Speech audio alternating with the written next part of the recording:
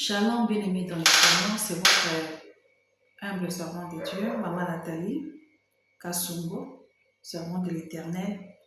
Nous continuons toujours dans notre sujet de jeûne et prière, c'est pour vous encourager.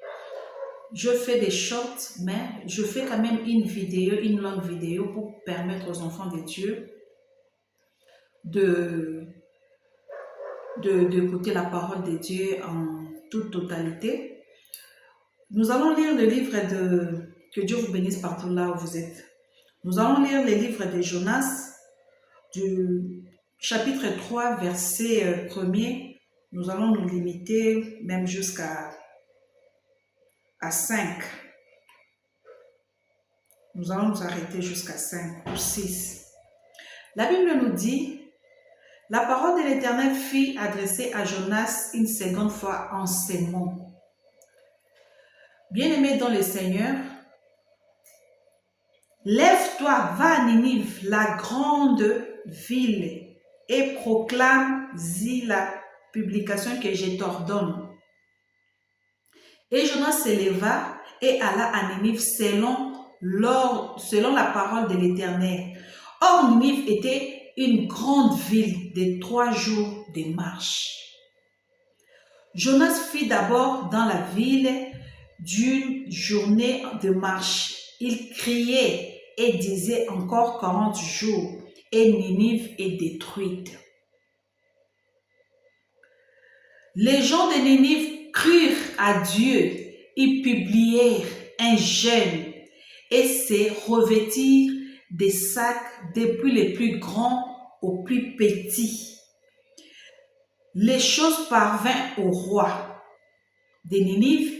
Il s'éleva de son trône, ôta son manteau, se couvrit d'un sac et s'assit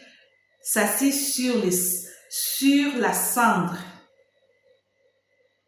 Nous nous arrêtons là. Si vous continuez, nous allons remarquer que si vous continuez, vous allez comprendre. Pourquoi le Seigneur a donné un message à Jonas que la ville de Ninive sera détruite.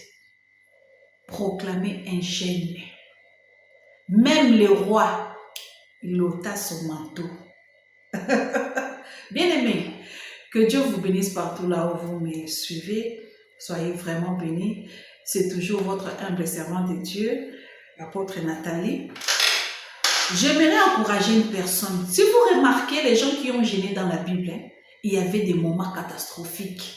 Le Seigneur les a recommandés de jeûner. Vous allez même lire quelque part, on dit, publier un jeûne solennel. Vous comprenez?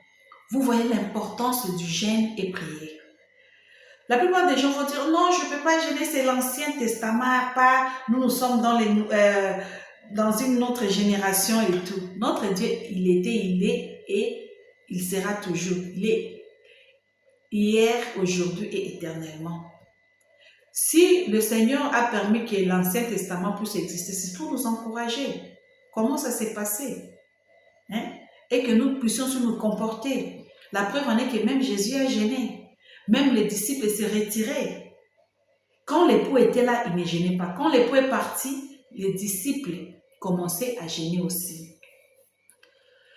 La ville de Ninive allait être détruite. Le Seigneur a recommandé qu'il puisse avoir le jeûne. J'aimerais souligner, quelque part on a dit, même le vieux et les petits.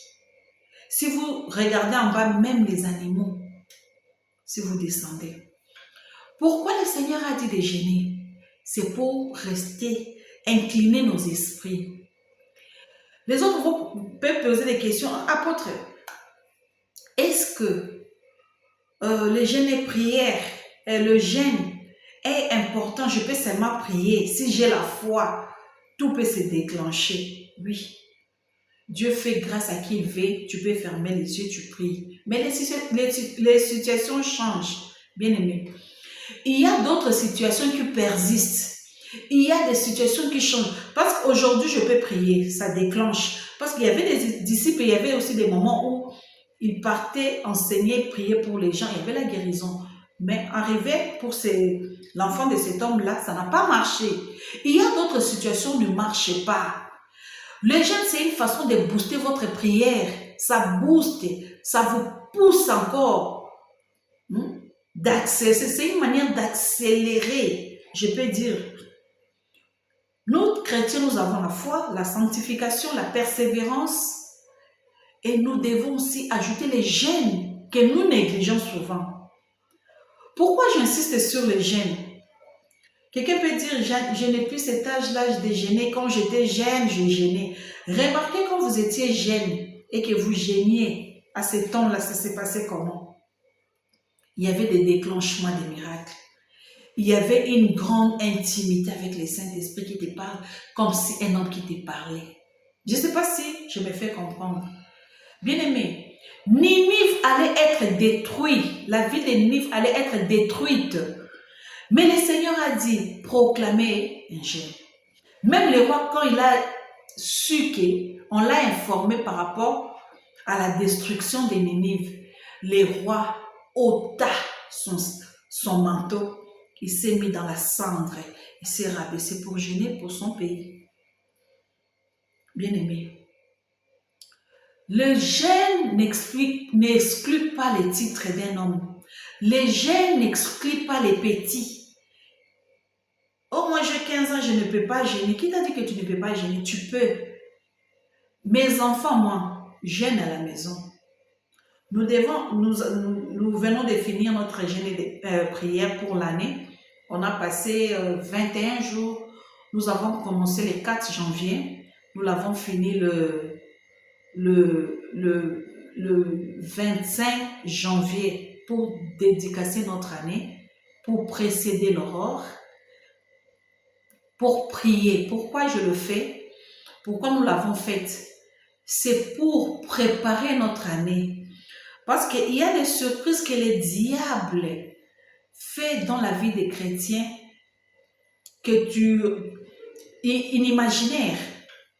Il y a de moments désagréables que le diable surprend aux enfants de Dieu. Et nous avons précédé l'aurore. Ça ne veut pas dire, si tu gênes, que tu auras tout. Non. C'est une façon, c'est un exercice qui nous pousse à nous incliner devant la face de Dieu. Tu dis, Seigneur, moi je ne peux pas. Je m'incline devant ta présence. Je veux que tu puisses m'écouter. C'est une manière d'attirer la présence de Dieu vers vous. En lingala, je peux dire même, c'est une façon que Nzambe achayoka. Nzambe yo ke la yo mawa à résoudre un problème na yo. Que le Seigneur puisse résoudre un problème qui me tourmente. Parce que si vous remarquez, Esther a gêné lorsqu'il y a eu chaud. Il y avait la menace. Lorsque la ville de Ninive avait une menace, le Seigneur a dit gênez. Pourquoi le Seigneur n'avait pas dit priez tout simplement et vous arrêtez? C'est parce que le Seigneur lui-même, il connaît l'efficacité du jeûne. Pourquoi? Quand quelqu'un gêne, il y a une forte connexion. Je ne sais pas si vous pouvez comprendre. Il y a une forte connexion. Il y a une façon de... C'est comme si on boostait quelque chose. C'est comme s'il y avait une sémence dans la terre lorsque vous jeûnez et que cette sémence, ça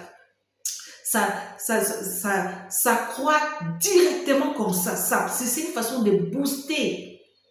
Bien-aimé, c'est alors que je t'encourage, chrétien, papa, maman, toi qui me suis, partout là où vous êtes, partout dans le monde, pour ne pas citer des pays et consorts. Apprends à jeûner. Apprends à te concentrer devant la face du Seigneur. Apprends même à tes enfants de jeûner. Parce que mes enfants, moi, savent. Ils savent que tel jour, maman, est-ce que demain on va manger? Non, on est en jeûne et prière. On est en jeûne et prière. C'est une culture que je suis en train de transmettre à mes enfants. Culture spirituelle. Lorsqu'il sera grand, ils connaîtront aussi la valeur de jeûner, de rester dans la présence de Dieu. La Bible dit qu'il y avait des petits et vieux dans la ville de Ninive qui ont jeûné, même les animaux. Qu'est-ce que l'animal a fait? Mais c'était imposé par Dieu. Le Seigneur a permis à ce que la ville de Ninive ne soit pas détruite à cause de ses sacrifices. Ce peuple s'est sacrifié. Ce peuple s'est incliné. Même le roi a compris le message. du serviteur Jonas.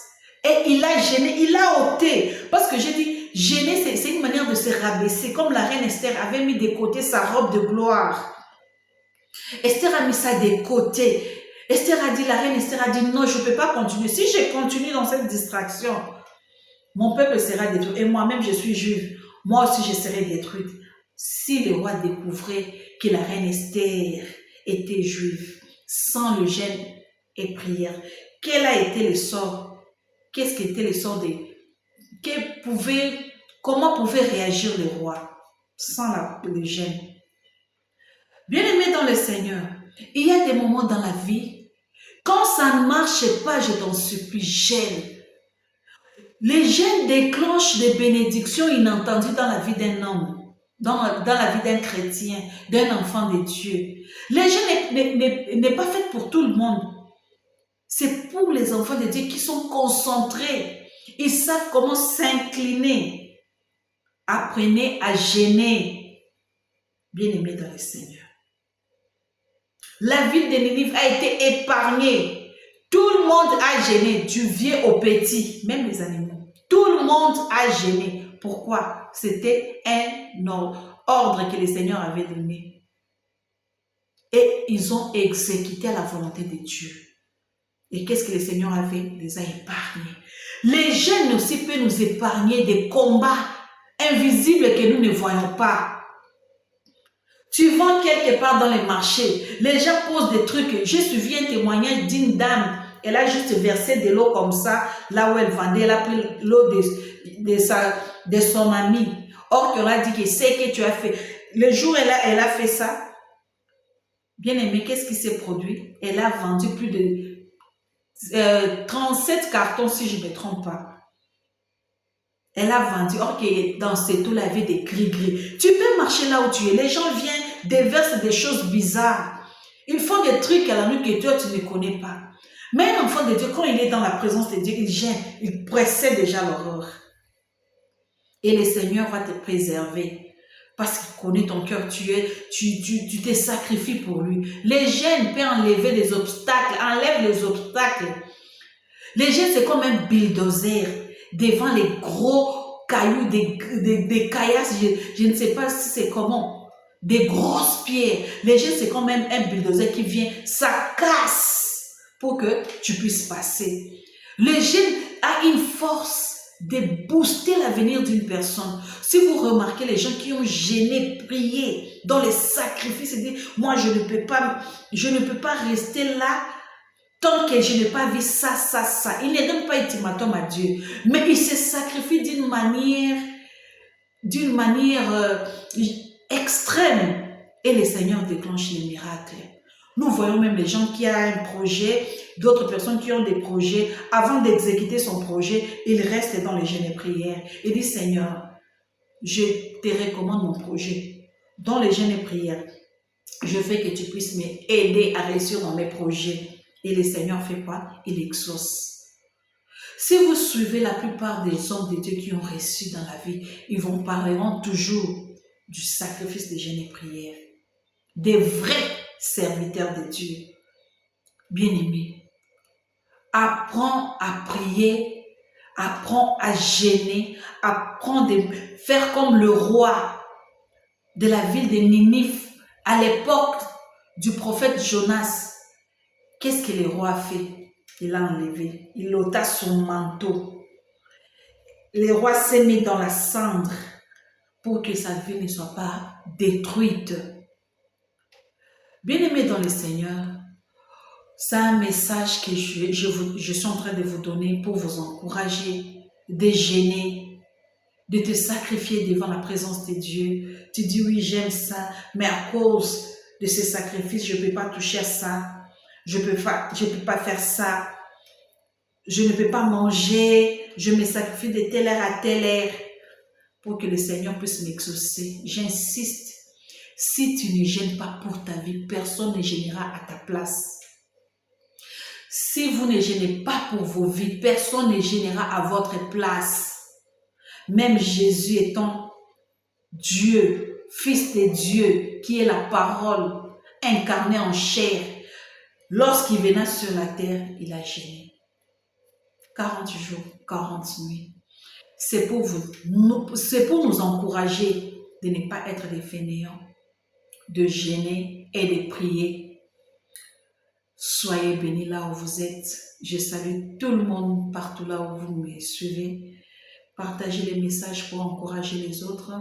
Abonnez-vous à notre chaîne. Que Dieu vous bénisse abondamment. Je vous aime. Bye bye.